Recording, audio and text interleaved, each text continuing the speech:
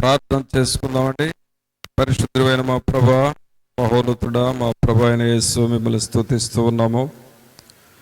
మీరు మమ్మల్ని ప్రేమించి మీరు ఇచ్చిన ఈ ప్రార్థన సమయమును బట్టి మీకు స్తోత్రాలు, వందనాలు చెల్లిస్తూ ఉన్నాము. పరిశుద్ధాత్ముడా, మీ పరిశుద్ధాత్మ శక్తిని, మీ ప్రభావమును, మీ వెలుగును మాకు అనుగ్రహించుతున్న దేవుడవు. అందుకు మీకు స్తోత్రాలు, వందనాలు చెల్లిస్తూ ఉన్నాము.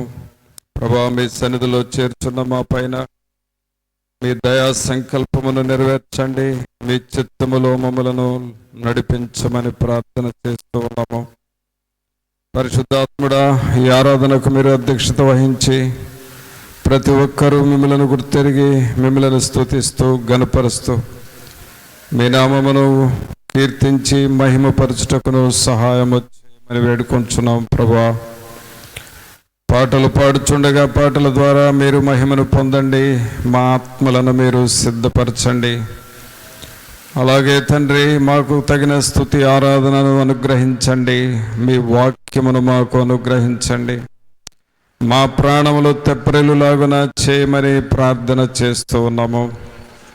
మీ సన్నిధిలో ఉన్న సర్వ సంపదల చేత మమ్మలను స్థిరపరచండి, బలపరచమని ప్రార్థన చేస్తూ ఉన్నాము. ప్రభా, ఘనత ప్రభావములు మీ సన్నిధిలో ఉన్నవి, బల సౌందర్యములు మీ సన్నిధిలో ఉన్నవి. వాటిని మాకు అగపరచండి. వాటిని మేము పొందుకున్నటకును సహాయము చేయండి. ఈ ఆవరణమంతటిని మీరు స్వాధీనపరచుకోనండి. చిన్నపిల్లలు, పెద్దలు ప్రతి ఒక్కరూ మిమ్మల్ని స్తుతించుకొని బిడ్డలుగా ప్రతి ఒక్కరిని మీరు చేయమని వేడుకొంచున్నాము. రాజా, రక్షకుడా, మీకు స్తోత్రాలు, వందనాలు చెల్లిస్తూ ఉన్నాము. మీ వాక్యం వినుచున్న ప్రతి బిడ్డను మీరు దర్శించి మీ దయగలిగిన హస్తమును ప్రతి ఒక్కరితో ఉంచి నాయనా, వినగలిగిన చెవులను, గ్రహించగలిగిన హృదయములను మాకు మీరు దయచేయండి. మీ ఆత్మను నాయన తండ్రి అభ్యంతరపరచు వేరొక ఆత్మ ఏది లేకుండా చేసి పరిశుద్ధాత్మ నింపుదల సహాయం మాకు అనుగ్రహించి మీరు అధ్యక్షత వహించి నడిపించి ఘనత ప్రభావాలు మీరే ఆరోపించుకొనమని నజరేయుడైన యేసు నామమున అడిగి వేడుకొంచున్నాం తండ్రి. ఆమేన్. పాటలు పాడుకుందామండి.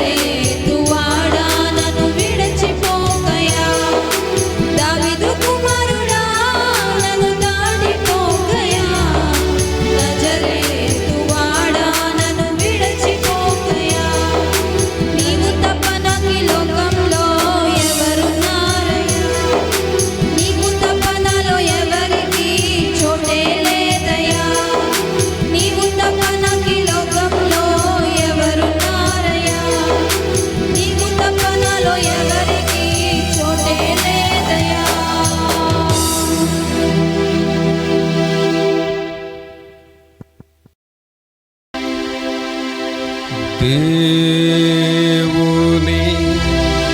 జీవాత్మనా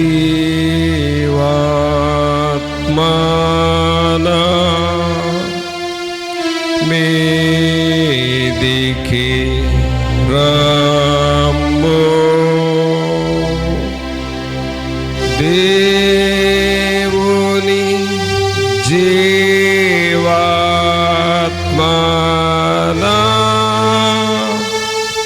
మీదికి రమ్ము. వీరచు వంచు మాలచు నింపు దేవుని జీవాత్మనా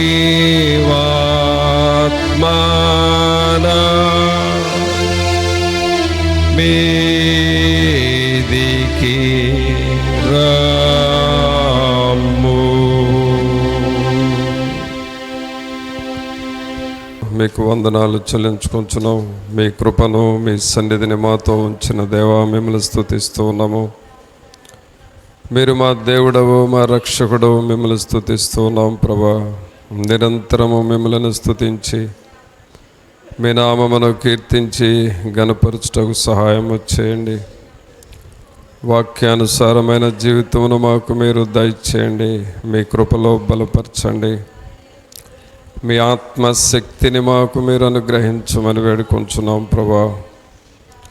దేవా, మీ సన్నిధిలోనికి వస్తుండగా మీ కృప, మీ కనికరం కలిగిన ఆత్మను మాకు దయచేయండి. నిరంతరము మీ నామమును స్తుతించి కీర్తించి గణపరచుటకు సహాయం చేయండి. రాజులు రాజా మీకు వందనాలు, ప్రభులు ప్రభువా మీకు స్తోత్రాలు. జీవాధిపతి మిమ్మల్ని స్తుతిస్తూ ఉన్నాము. మహోన్నతుడా, మహాగణుడా మీకు వందనాలు చెల్లిస్తూ ఉన్నాము. మీ వాక్యము దగ్గరకు వస్తున్నాం ప్రభా. మీ వాక్యము ద్వారా మాతో మీరు మాట్లాడండి. మీ సన్నిధిని, మీ కృపను మాతో ఉంచి నడిపించి బలపరచమని నజరేయుడైన యేసు నామమున అడిగి వేడుకొంచున్నాం తండ్రి. ఆమేన్. ప్రియులారా, దేవుని వాక్యం చూసుకుందాం. యెహోషువ గ్రంథము 1వ అధ్యాయము 9వ వచనం చదువుకుందాం. యెహోషువ గ్రంథము 1వ అధ్యాయము 9వ వచనం. నేను నీకు ఆజ్ఞాపించున్నాను కదా, నేను నీకు ఆజ్ఞ ఇచ్చి ఉన్నాను కదా, నిబ్బరము కలిగి ధైర్యముగా నుండుము. దిగులు పడకుము, జడియకుము. నీవు నడుచు మార్గమంతటిలో నీ దేవుడైన యెహోవా నీకు తోడై ఉండును. ప్రభునందు ప్రియులారా, మనం చదువుతున్న ఈ వాక్య భాగంలో యెహోవా దేవుడు యవనస్తుడిగా ఉన్న యెహోషువకు నేర్పిస్తూ ఉన్నాడు. యెహోషువ యవనస్తుడిగా ఉన్న దినాలు అవి. అప్పుడే మోషే గారు మరి ఇశ్రాయేలీయులను నడిపించి ఆయన చనిపోయి ఉన్నాడు. ఇప్పుడు ఇశ్రాయేలీయులను నడిపించడానికి ఎవరా అని ఆలోచన చేస్తే మరి యెహోషువను దేవుడు ఏర్పాటు చేసుకున్నాడు. అయితే యెహోషువ మరి దేవుని సన్నిధి నాతో ఎలా ఉండబోతుంది, మరి నన్ను దేవుడు ఎలా నడిపించబోతున్నాడు అని ఈయన మనస్సులో కొన్ని అనుమానాలు ఉన్నాయి. ఆ పరిస్థితుల్లో మోషేకు నేను తోడై ఉన్నట్లుగా నేను నీకు కూడా తోడై ఉంటాను అని యెహోవా దేవుడు యెహోషువను బలపరుస్తూ వచ్చాడు. ప్రభునందు పిల్లరా, దేవుడు ఎప్పుడు కూడా మనలను బలపరుస్తూ ఉంటాడు. మన ఆత్మలను, మన మనస్సులను బలపరుస్తూ ఉంటాడు. అందుకనే ఈ వాక్యంలో మనం ఏం చదివామంటే, నీవు నడుచు మార్గం అంతటిలో నీ దేవుడైన యెహోవా నీకు తోడై ఉండును. ఏమంటున్నాడండి? నీవు నడుచు మార్గం అంతటిలో నీ దేవుడైన యెహోవా నీకు తోడై ఉండును. అనగా దేవుడు నీకు తోడుగా ఉంటాడు అని చెప్పాడు. ఎప్పుడు మనకు తోడుగా ఉంటాడు? ఎప్పుడు మనతో ఆయన ఉంటాడు అని అంటే, ఆ పై వచనంలో ఏముంది అని అంటే 8వ వచనంలో, ఈ ధర్మశాస్త్ర గ్రంథమును నీవు బోధింపక తప్పిపోకూడదు. దానిలో రాయబడిన వాటన్నిటి ప్రకారము చేయుటకు నీవు జాగ్రత్త పడునట్లు దివారాత్రము దాని ధ్యానించిన ఎడల నీ మార్గమును వర్ధిల్ల చేసుకొని చక్కగా ప్రవర్తించదు. చూడండి పిల్లరా, మనము మన మార్గమంతటిలో నడుచుకోవాలి అనంటే, దేవుడు మనకు తోడుగా ఉండాలి అనంటే, మనం చేయాల్సిన పనులు మనకు, మన కుటుంబానికి, మన సంఘానికి, సేవకు, మన ఆత్మలకు తోడుగా ఉండాలి అన్నప్పుడు, ఆయన మనతో ఉండాలనుకున్నప్పుడు మనం చేయాల్సిన పనులు ఏంటి అనంటే, ఇక్కడ యెహోషువకు చెబుతా ఉన్నాడు, నేను నీకు తోడుగా ఉంటాను, నీ మార్గం వర్ధిల్లుతుంది, నేను నా సేవకుడైన మోషేకి ఎలా తోడుకున్నానో నీకు కూడా అలాగే తోడుకుంటాను, అంతా ధైర్యపరుస్తున్నాడు. అయితే ఎప్పుడు ఇది జరుగుతుందంటే, ఈ ధర్మశాస్త్ర గ్రంథమును ఏమంటున్నాడండి? ఈ ధర్మశాస్త్ర గ్రంథమును అనగా ఈ దేవుని వాక్యాన్ని నీవు ఎక్కువగా చదువుతూ ఉండాలి. ప్రభునందు పిల్లరా, దేవుని వాక్యాన్ని మనం ఎక్కువగా చదువుతూ ఉండాలి. మన పని ఏమిటి అనంటే, దేవుని వాక్యం ఎప్పుడు ఖాళీగా ఉంటే అప్పుడు చదువుతూ ఉండాలి. అందుకని ఏమంటున్నాడు? ఈ ధర్మశాస్త్ర గ్రంథమును నీవు బోధింపక తప్పిపోకూడదు. నువ్వెప్పుడు కూడా దేవుని వాక్యాన్ని బోధించకుండా ఉండకూడదు. మనం చాలా మాటలు మాట్లాడతామండి. ప్రతిరోజు చాలా విషయాలు మాట్లాడుతూ ఉంటాం. కానీ ఆ మాటల్లో దేవుని మాటలు ఎన్ని మాట్లాడామనేది మనం ఆలోచన చేసుకోవాలి.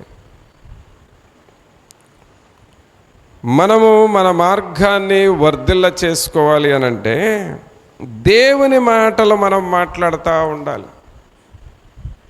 దేవుని వాక్యాన్ని నువ్వు వినాలి, దేవుని మాటలు నువ్వు మాట్లాడాలి, ప్రభువును గూర్చి నువ్వు ఇతరులకు ప్రకటించాలి, నీ సాక్ష్యం చెప్పొచ్చు. అలాగే దేవుడు నీ కుటుంబంలో, నీ జీవితంలో ఏమేమి మేలులు చేశాడో వాటిని నువ్వు ప్రకటించవచ్చు. అలాగే వీటన్నిటినీ మనం తెలియచేయవచ్చు. చూసారా?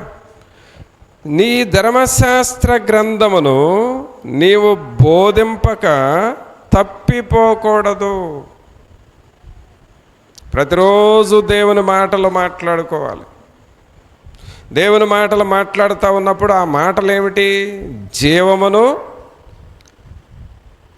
ఆత్మయు అయి ఉన్నవి. పేతురు గారు అంటాడు కదా, నీ మాటలు జీవము కలిగిన మాటలయ్యా. యేసు ప్రభు దగ్గర ఉన్న శిష్యులు అనేకులు ఆయనను వదిలిపెట్టి దూరముగా వెళ్ళినప్పుడు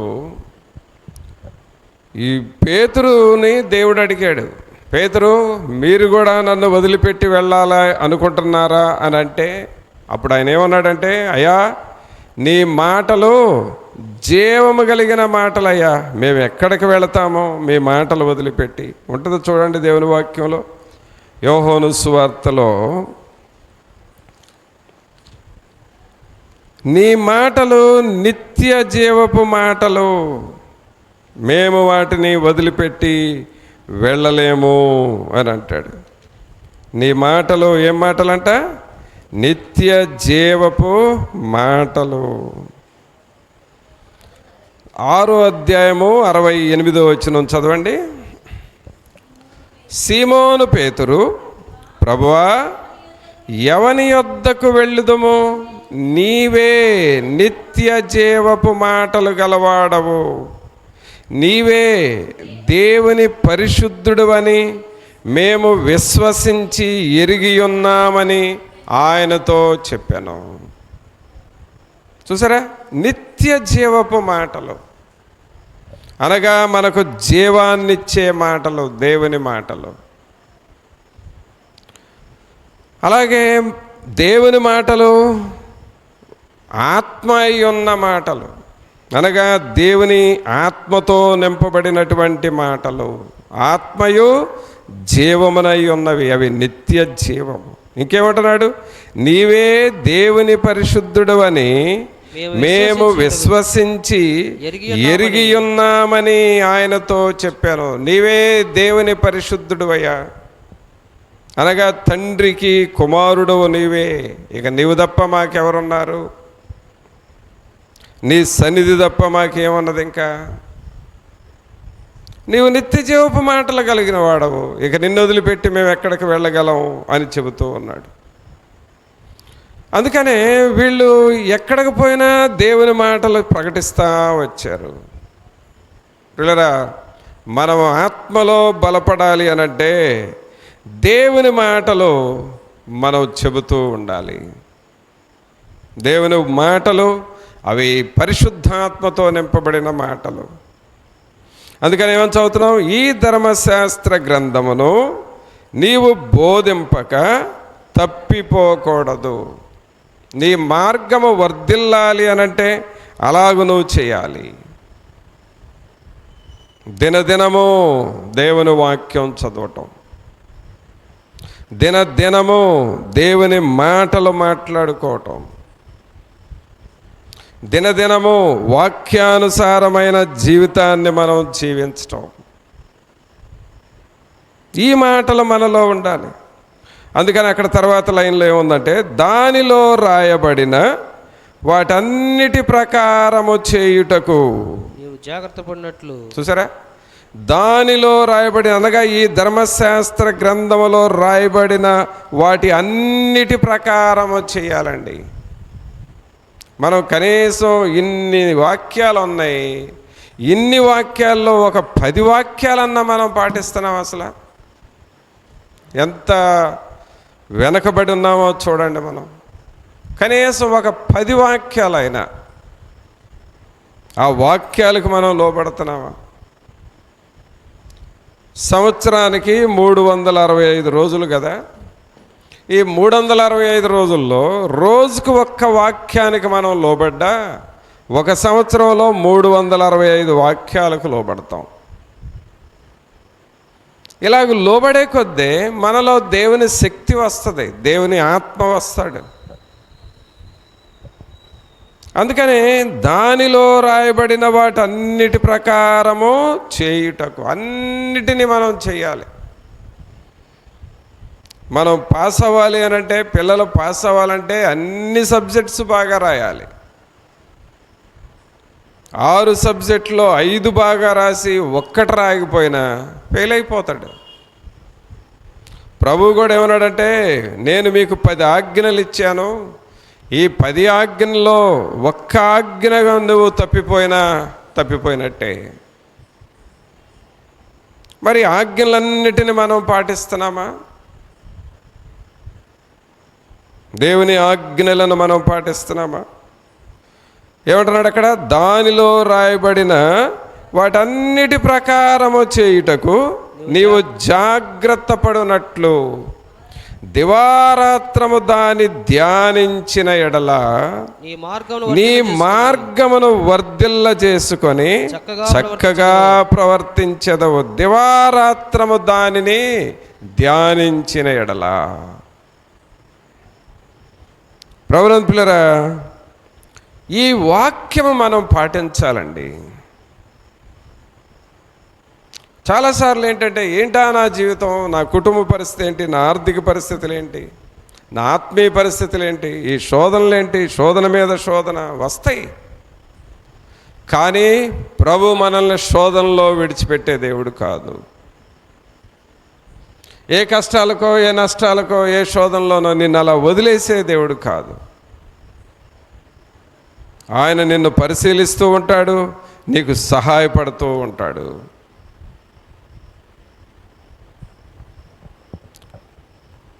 అందుకని మనం ఏం చేయాలంటే, దివారాత్రము దాని ధ్యానించిన ఎడల నీ మార్గమును వర్ధిల్ల చేసుకొని, కూర్చుండినప్పుడు, లేచినప్పుడు, నడిచినప్పుడు వాటిని మనం ధ్యానం చేసుకుంటూ ఉండాలి. అలాగూ ధ్యానం చేస్తూ ఉంటే మన మార్గమును వర్ధిల్ల చేసుకొని చక్కగా ప్రవర్తిస్తాము. కాబట్టి మన వాగ్దానం ఏముంది ఇక్కడ? యెహోషువకు 9వ వచనం చివరి భాగంలో, నీవు నడుచు మార్గం అంతటిలో నీ దేవుడైన యెహోవా నీకు తోడై ఉండును. ఆయన మనకు తోడుగా ఉండాలంటే మనం చేయాల్సిన పని, ఆయన గ్రంథాన్ని మనం చదవాలి.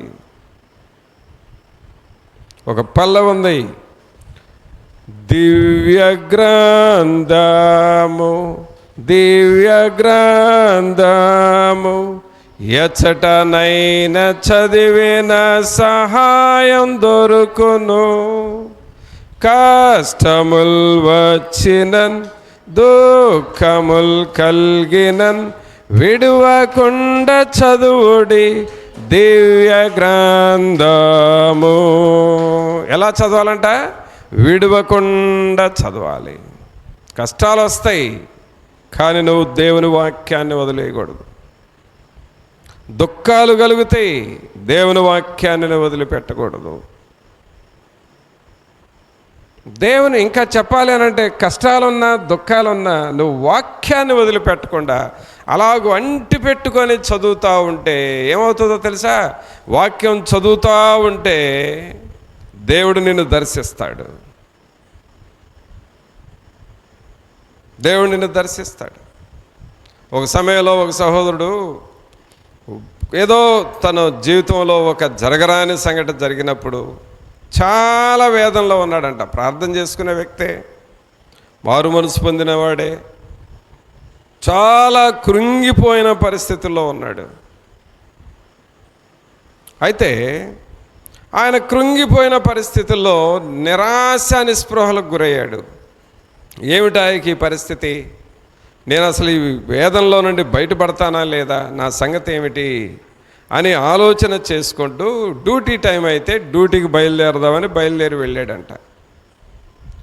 డ్యూటీకి వెళ్ళినా సరే అక్కడ కూడా ఈ బాధలే గుర్తొస్తున్నాయి, కానీ డ్యూటీలో మనసు పెట్టలేకపోతున్నాడు, ఆ పని చేయలేకపోతున్నాడు.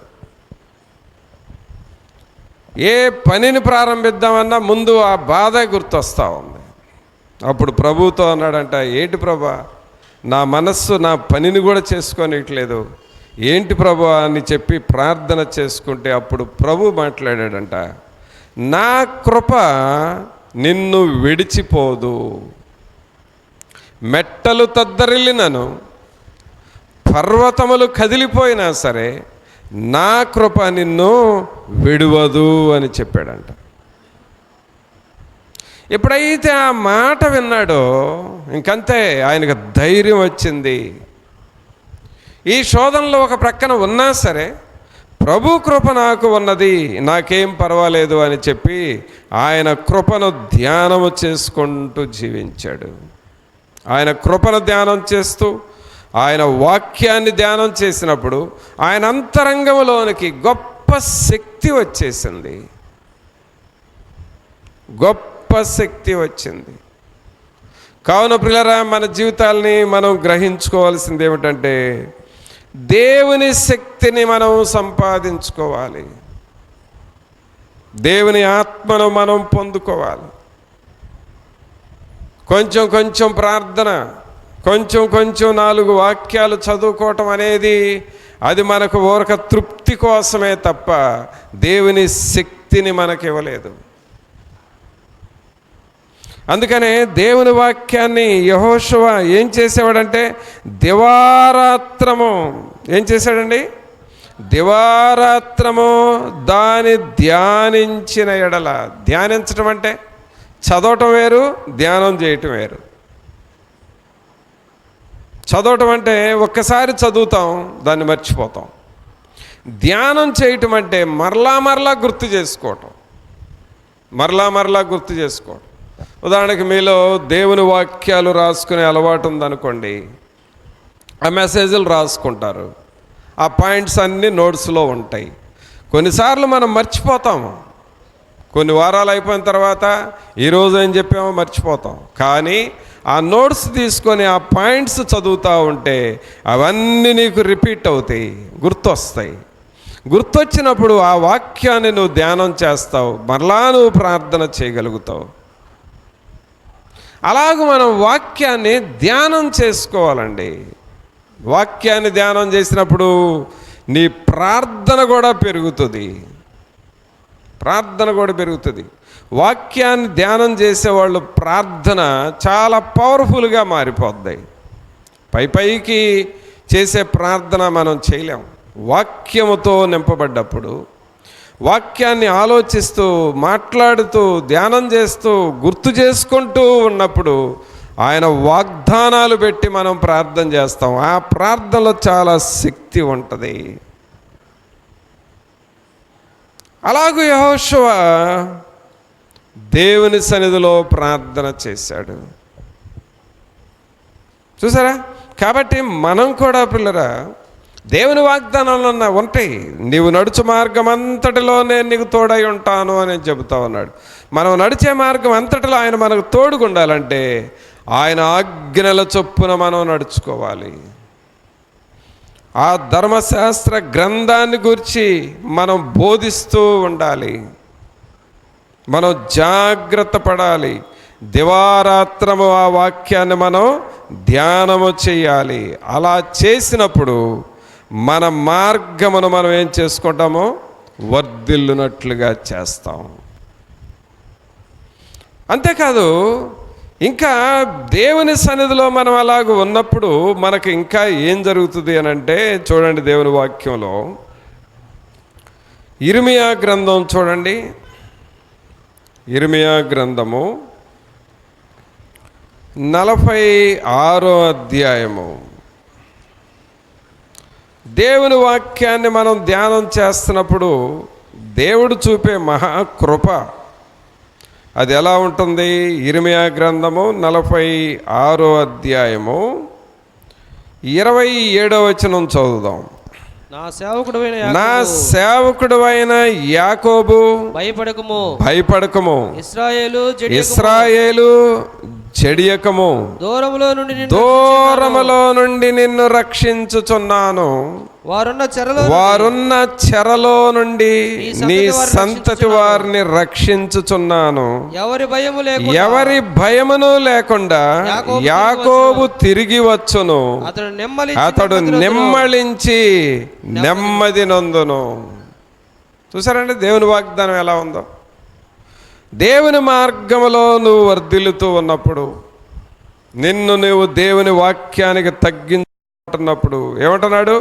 నా సేవకుడు అయిన యాకోబు భయపడకు, ఇశ్రాయేలు జడియకు. ఇప్పుడు మానవుడికి ఈ 2 పనులు ఎక్కువైపోయినాయండి. ఏ 2 పనులు? భయపడటం, జడియటం, ఈ రెండు ఎక్కువైపోయాయి. ప్రతిదానికి భయం. భయము అనేటటువంటిది సాతానుడి యొక్క ఆత్మ. అది మనుషుల్ని భయపెడతా ఉంటుంది. రేపు రాబోయే కాలంలో నేనేమైపోతానో, లేకపోతే పిల్లల విషయం ఎలా ఉంటుందో, కుటుంబ పరిస్థితులు ఎలా ఉంటాయో ఆలోచించటం, భయపడిపోవటం. అంటే ఎప్పటికప్పుడే సాతానుడు భయం పెడతా ఉంటాడు. ఒక్కసారి భయం వచ్చిందంటే జడియకము, అంటే ఇక బెదిరిపోతూ ఉంటారు. కానీ ప్రభు అంటున్నాడు, నా సేవకుడు అయిన యాకోబు భయపడకము, ఇశ్రాయేలు జడియకము, దూరములో నుండి నిన్ను రక్షించుచున్నాను. ఏమంటున్నాడండి? దూరములో నుండి నిన్ను రక్షించుచున్నాను అనగా నేను నిన్ను రక్షిస్తాను. అన్ని సమయాలలో నేను నిన్ను రక్షిస్తాను.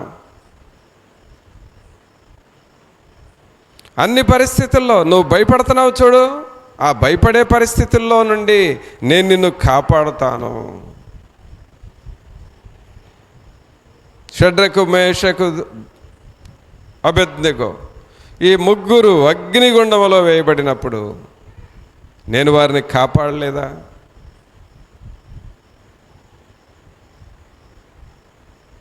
దానియేలు సింహబోన్లో వేయబడినప్పుడు నేను కాపాడలేదా?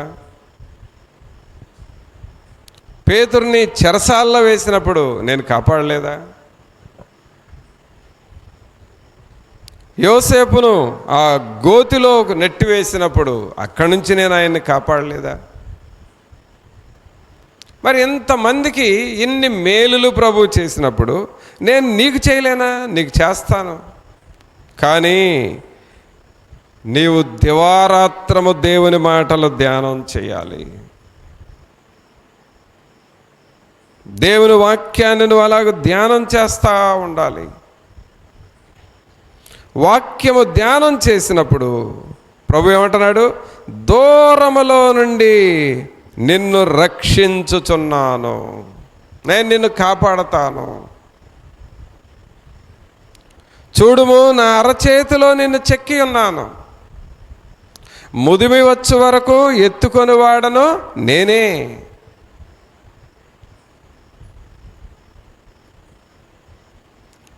పిల్లరా, అలాగూ మనల్ని రక్షిస్తాను అంటున్నాడు. ఇంకేమంటున్నాడు? వారున్న చెరలో నుండి నీ సంతతి వారిని రక్షించుచున్నాను. చెర, చెర అంటే ఏంటి? ఏదో ఒక బంధకం అన్నమాట. చెరలో ఉండారు అంటే ఏదో ఒక చెడ్డ అలవాటుకి లోనైపోతారండి మనుషులు. అదొక చెర, అంతే, చెడ్డ అలవాటు. ఇప్పుడు కొంతమంది సాయంకాలానికి మరి వెళ్ళిపోయి ఈ షాపు చుట్టూ తిరిగి వచ్చేటప్పుడు మత్తుగా వస్తారు. అదొక చెర, ఇక అంతే. వాళ్ళ దగ్గర డబ్బులు లేకపోయినా సరే అప్పన్న అడిగి తాగాలంటారు. అదొక చెర, ఇక అంతే. కొంతమంది కొన్ని చెడ్డ వ్యసనాలకు గురవుతారు. అది ఎవరికి తెలియకుండా చూసుకుంటారు. అదొక చెర, అంతే. ఖర్చు అయినా, నష్టమైన, శోధనైనా సరే ఆ చెరలో ఉండిపోతారు వాళ్ళు.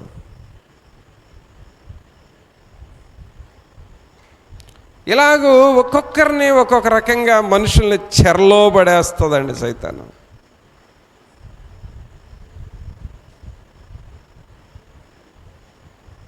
అదొక చెర, ఇకంతే. చెడు అలవాట్లు, చెడు స్నేహాలు. ఆ తప్పిపోయిన కుమారుడు తండ్రి దగ్గర నుండి నా ఆస్తి నాకు ఇచ్చేసి పంచు, నేను వెళ్ళిపోతాను అని అన్నాడు. ఆయన ఏంటి, ఏదో బాగుపడదామని అనుకున్నాడు, వెళ్ళి బాగుపడాలి అనుకున్నాడు. కానీ దేనిలో పడిపోయాడు? చెరలో పడ్డాడు. ఆ చెర అంటే అర్థం ఏంటంటే, ఆ తప్పిపోయిన కుమారుడు ఇక పందులు పట్టు తినే స్థాయికి వచ్చినప్పుడు ఏమని రాయబడి ఉంటుందంటే అక్కడ, అతడు ఇబ్బంది పడసాగెను అని అంటది. ఏమని ఉంటుందండి? అతడు ఇబ్బంది పడసాగెను. చూడండి ఆ మాట లూకా సువార్తలో 15వ అధ్యాయము. ఆ తప్పిపోయిన కుమారుని గూర్చి రాస్తూ ఏమంటున్నాడంటే, అతడు ఇబ్బంది పడసాగెను. ఏమాడండి అతను? ఇబ్బంది పడసాగి. 14వ వచనం చదవండి. 15:14. అదంతయు ఖర్చు చేసిన తరువాత ఆ దేశమందు గొప్ప కరువు రాగా వాడు ఇబ్బంది పడసాగి. ఏందండి, ఇంత ఆస్తి తీసుకొని వెళ్ళి తండ్రి దగ్గర చివరికి ఇప్పుడు ఇతను ఇబ్బందులు పాలయ్యాడు. కారణం ఏంటంటే చెరలో పడ్డాడు. ఆ చెర ఏమిటంటే, అచట తన ఆస్తిని దుర్వ్యాపారము వలన పాడు చేశాను. దురలవాట్లు, చెడ్డలవాట్లు. మనుషులు ఈ చెడ్డలవాట్లు అనే చెరలో పడిపోయి శోధనలకు గురైపోతారు. కానీ నీవు పశ్చాత్తాపడి మారు మనసు పొంది దేవుని వాక్యాన్ని చదువుతూ వాక్యానుసారమైన జీవితమును నువ్వు జీవిస్తూ ఉంటే దేవుడు అంటున్నాడు, వారున్న చెరలో నుండి నీ సంతతి వారిని రక్షించుచున్నాను. మనల్నే కాదండి, మన సంతతి అనగా మన పిల్లలను కూడా రక్షిస్తాడు. అందుకనే మన పిల్లలను కూడా దేవుని కొరకు కాచుకోవాలి, వారి కొరకు ప్రార్థన చేయాలి. ఒక తండ్రి చెబుతా ఉన్నాడు, ఆయన దేవుని సేవకుడు. వాళ్ళ కుమారుడు ఎంతో దూరం వెళ్ళి చదువుతున్నాడంట. అయితే ఈయన ఏమని ప్రార్థన చేస్తున్నాడు ఇంటి దగ్గర, ప్రభా చదువు కోసం నా కుమారుని చాలా దూరం పంపాను, ఒంటరిగా అక్కడ ఉంటున్నాడు, ఏ స్నేహంలో పడిపోతాడో, ఏ చెడు అలవాట్లో పడిపోతాడో, ఏ చెరలో పెట్టిద్దో సైతాన్ నాకు తెలియదు, కానీ మీకు అప్పగించానయ్యా, మీ కాపుదల ఇవ్వండిపోయా, మీరు నా బిడ్డను కాపాడండి ప్రభు అని దివారాత్రులు నేను ప్రార్థన చేశాను. ఎక్కడ ఏ చెడు అలవాట్లో పడిపోతాడో చదువు కోసం అని వెళ్ళి అని నేను భయపడుతూ ఆ బిడ్డ కొరకు ప్రార్థన చేసినప్పుడు దేవుడు నా బిడ్డను కాపాడి తన సాక్ష్యాన్ని కాపాడుకున్నాడు అని చెప్పాడు. చూసారా, చెరలో పడేయటానికి సైతాన్ ఇలాగ రెడీగా ఉంటుందండి. ఎవరినైనా పడేస్తున్నాడు. ఒకప్పుడు ఏదో తెలిసి తెలియక చిన్న పిల్లలు చెరల్లో పడేవాళ్ళు, చెడు అలవాట్లకు గురయ్యారు. ఇప్పుడు అది అలా కాదు. చదువుకున్న వాళ్ళు కూడా, జ్ఞానం కలిగిన వాళ్ళు కూడా ఆ చెడు అలవాట్లో పడిపోతున్నారు. ఉద్యోగాలు వస్తే, ఉద్యోగాలు వచ్చిన తర్వాత ఆ తర్వాత కూడా డబ్బు పెరుగుతూ ఉండే కొద్దే మరికొన్ని చెడు అలవాట్లు వస్తున్నాయి. తెలిసి తెలియని వయసులో ఏదైనా చెడు అలవాట్లోకి లోనైతే పిల్లలను మనం గద్దిస్తాం.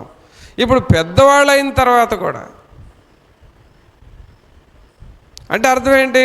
సాతానుడు మనుషుల్ని అలా చెరలోకి తీసుకువెళ్తున్నాడు, పిల్లలను పెద్దవాళ్ళను అందరిని తీసుకెళ్తున్నాడు. దేవుని వాక్యం మాట్లాడుతుంది, వారున్న చెరలో నుండి నీ సంతతి వారిని రక్షించుచున్నాను. తర్వాత ఏమంటున్నాడు? ఎవరి భయమును లేకుండా యాకోబు తిరిగి వచ్చును, అతడు నెమ్మళించి నెమ్మది నొందును. ఎలాంటి వాగ్దానం ఇస్తున్నాడండి? అతడు నెమ్మళించి నెమ్మది నొందును. అంటే నెమ్మళించి అనంటే నెమ్మదిగా ఉండటం, నెమ్మదిగా ఉండటం. దేవుని మీద ఆధారపడి నెమ్మదిగా ఉండటం. ఇప్పుడు నెమ్మదిగా ఉండే రోజులు పోతున్నాయి మనుషులకి. అంత కలవరం వచ్చేస్తుంది. చాలా కలవరపడిపోతూ ఉన్నాం. నెమ్మదిగా నిమ్మళముగా ఉండాలి. దేవుని వాక్యం ఏముందంటే, ఎవని మనస్సు నీ మీద ఆనుకొనునో వానిని నీవు పూర్ణ శాంతి గలవానిగా కాపాడుదువు. చూడండి దేవుని వాక్యంలో యెషయా గ్రంథము 26వ అధ్యాయము 3వ వచనం చదవండి. ఎవని మనస్సు నీ మీద ఆనుకొనునో వానిని నీవు పూర్ణ శాంతి గలవానిగా కాపాడుదువు. ఎలయనగా అతడు నీ యందు విశ్వాసముంచి ఉన్నాడు. ఏమంటాడండి? అతడు నీ యందు విశ్వాసముంచి ఉన్నాడు. అంటే దేవుని యందు విశ్వాసముంచు. ఏమని పడుతున్నాం మనం? దేవుని యందు నిరీక్షణ ఉంచు. దేవుని మీద నువ్వు అలాగ ఆధారపడు. వేటేటి మీదో కాదండి, మనం దేని మీద ఆధారపడకూడదు. దేవుని మీద, దేవుని వాక్యం మీద ఆధారపడాలి. అందుకని ఇక్కడ ఏమంటున్నాడు? ఎవని మనస్సు నీ మీద ఆనుకొనునో వానిని నీవు పూర్ణ శాంతి గలవానిగా కాపాడుదువు. నెమ్మదిని నీకు ఇస్తాడు. నీ హృదయాన్ని నెమ్మదిపరుస్తాడు. తర్వాత ఏమంటాడు? ఏలయనగా అతడు నీ యందు విశ్వాసముంచి ఉన్నాడు. అతడు నీ యందు విశ్వాసముంచి ఉన్నాడు. దేవుని మీద మనం విశ్వాసం ఉంచాలి ప్రియులరా.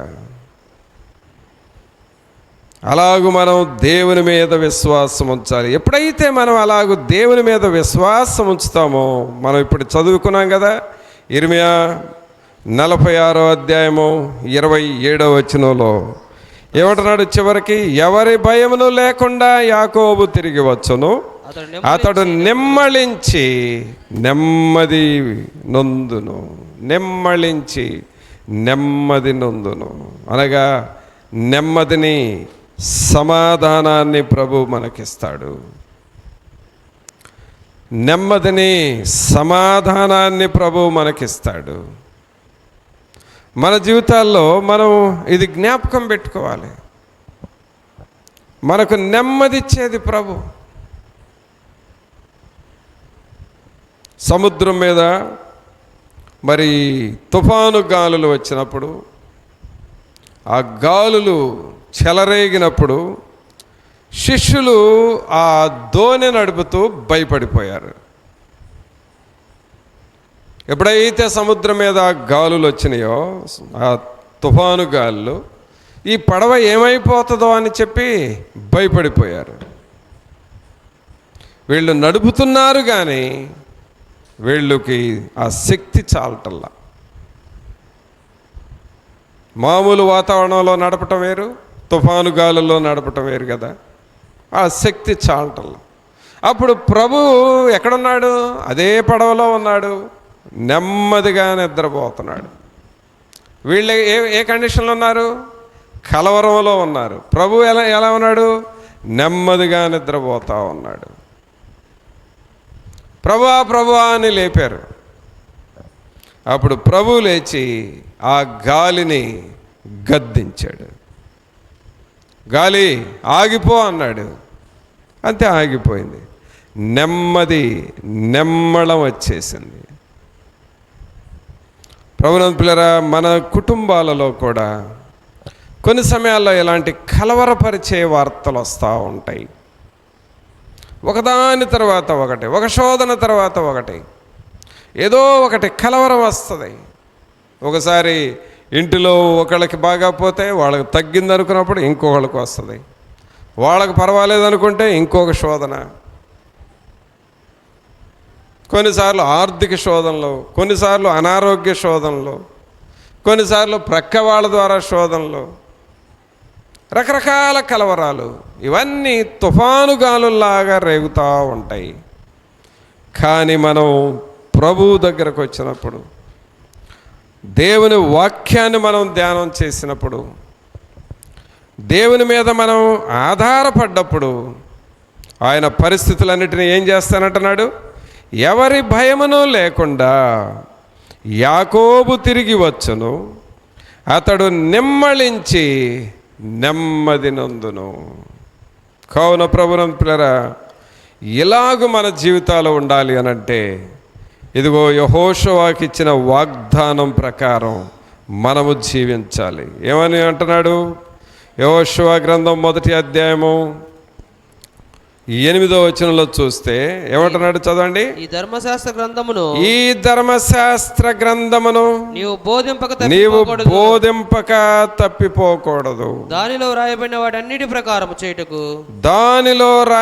వాటన్నిటి ప్రకారము చేయుటకు నీవు జాగ్రత్త పడునట్లు దివారాత్రము దాన్ని ధ్యానించిన ఎడల నీ మార్గమును వర్ధిల్ల చేసుకొని చక్కగా ప్రవర్తించదవు. కావున ప్రభువునందు పిల్లరా, మన మార్గములో నిమ్మళించాలి అనంటే, మన మార్గములో నెమ్మదిని పొందాలి అనంటే దేవుని వాక్యమే మన బేస్. వాక్యం మీదే మనం ఆధారపడాలి. అలాగూ యెహోషువకు దేవుడు తోడుగా ఉంటానని చెప్పిన దేవుడు చివరకు ఆయన గురించి రాయబడిన మాట ఏమిటంటే, యెహోవా యెహోషువకు తోడై ఉండెను గనుక అతని కీర్తి దేశమందంతటా వ్యాపించెను. ఎలాగ తోడుగా ఉన్నాడు? కారణం ఏమిటంటే ఆయన వాక్యమును ధ్యానము చేయటమే. పిల్లరా, దేవుని మాటలకు అలాగూ మనం లోబడాలి. దేవుని వాక్యానికి అలాగూ మనం లోబడాలి. లోబడినప్పుడే దేవుని కార్యాలు చూస్తాం. ప్రార్థన చేసుకుందాం. ఒక నిమిషం అందరం తలలు వంచి ప్రభు సన్నిధిలో మన హృదయాలను మనం పరీక్షించుకుంటూ దేవుణ్ణి అడుగుదాం. ప్రభా, మీ వాక్యము మా హృదయములో నిలిచి ఫలించాలి. ప్రభా, మా మార్గములు వర్ధిల్లాలి నాయన. దివారాత్రము మీ వాక్యమును ధ్యానము చేసేవారముగా ఉండాలి అని నువ్వు ప్రభువుని అడుగుతావు. అందరం మోకాళ్ళ మీద ఉండి మన హృదయాలు మనం పరీక్షించుకుంటూ మన 2 చేతులు దేవుని వైపు చూపిస్తూ ప్రతి ఒక్కరం ప్రార్థనలో ఉందాం. సహోదరుడా, సహోదరి, ప్రతి ఒక్కరం మన హృదయాలను పరీక్షించుకుంటూ, దేవా మీ వాక్యము ద్వారా మాతో మాట్లాడండి నాయన. మాకు ఆ నెమ్మదిని, ఆ నిమ్మళపరచు మనస్సును మాకు దయచేయండి ప్రభా. వాక్యానుసారమైన జీవితమును మాకు దయచేయండి. తండ్రి అయిన దేవా, మీకు స్తోత్రాలు. పరిశుద్ధుడా, మీకు స్తోత్రాలు, మీకు వందనాలు చెల్లిస్తున్నాం ప్రభు అని నువ్వు దేవుణ్ణి అడుగుతావా? కొద్ది సమయం అందరం ప్రార్థనలో ఉందాం. ప్రతి ఒక్కరు బిగ్గరగా ప్రార్థన చేయండి. అందరూ మీ చేతులు 2 దేవుని వైపు చూపిస్తూ, పరిశుద్ధాత్ముడా మీ సన్నిధి మాతో ఉంచండి నాయన. మీ కృపలో బలపరచండి ప్రభా. మీ వాక్యమును మాకు ఇవ్వండి. వాక్యానుసారమైన జీవితాన్ని మాకు దయచేయండి ప్రభా. మాకు నెమ్మది దయచేయండి నాయన. దూరముగా ఉన్న నేను నిన్ను రక్షిస్తాను అని చెప్పుచున్నారు కదా ప్రభా. మమ్ములను రక్షించువాడవు నాయన, మమ్ములను కనికరించువాడవు ప్రభా. నీ సంతతిని నేను కాపాడుతానని చెప్పుచున్నారు కదా. నిమ్మళించి నెమ్మదిగా నువ్వు ఉంటావని చెప్పుచున్నారు కదా. దేవాలాగు మీ వాక్యమును మేము ఆధారము చేసుకొని జీవించాలి. వాక్యము వెలుగును మేము కలిగి ఉండాలి అని నువ్వు ప్రభువుని అడుగుతావా? ప్రార్థన చేద్దాం. పరిశుద్ధుడైన మా ప్రభువా, మీకు స్తోత్రాలు, వందనాలు చెల్లిస్తూ ఉన్నాం. మహోన్నతుడా, మహాగణుడా, మా ప్రభు అయిన యేసు, మిమ్మల్ని స్తుతిస్తున్నామయ్యా. మీ కృపలో బలపరచండి. మీ ఆత్మ సహాయము, మీ వాక్యపు వెలుగును మాకు దయచేయండి. నిరంతరము మీ నామమును స్తుతించి గణపరచువారుగా చేయండి నాయన. పరిశుద్ధాత్మ తండ్రి, మిమ్మల్ని స్తుతిస్తూ ఉన్నాము. జీవాధిపతి, మీకు స్తోత్రాలు, మీకు వందనాలు చెల్లిస్తూ ఉన్నాము నాయన. రాజుల రాజా, మీకు వందనాలు. ప్రభులు ప్రభువా, మిమ్మల్ని స్తుతిస్తూ ఉన్నాము. నీ మార్గమును వర్ధిల్ల చేసుకొని నువ్వు సురక్షితముగా ఉండు అని మీరు చెప్పుచున్నారు. మీ వాక్యమును అలాగూ దివారాత్రము ధ్యానము చేయాలని చెప్పుచున్నారు కదా ప్రభా. అలాగూ మీ వాక్యమును ధ్యానము చేస్తూ మీ కొరకు యోగ్యముగా నమ్మకంగా జీవించు బిడ్డలుగా నన్ను మమ్మల్ని అందరిని మీరు చేయమని నజరేయుడైన యేసు నామమున అడిగి వేడుకొనుచున్నాం తండ్రి. ఆమేన్. మన తండ్రి అయిన దేవుని ప్రేమ, కుమారుని కృప, పరిశుద్ధాత్మని యొక్క సన్నిధి ఇప్పుడు ఎల్లప్పుడూ ఇక్కడ చేరిన మనకు తోడుగా ఉండి నడిపించును గాక. ఆమేన్. మంచిది పిల్లరా, అందరికీ వందనాలు. సెలవు తీసుకుందాం.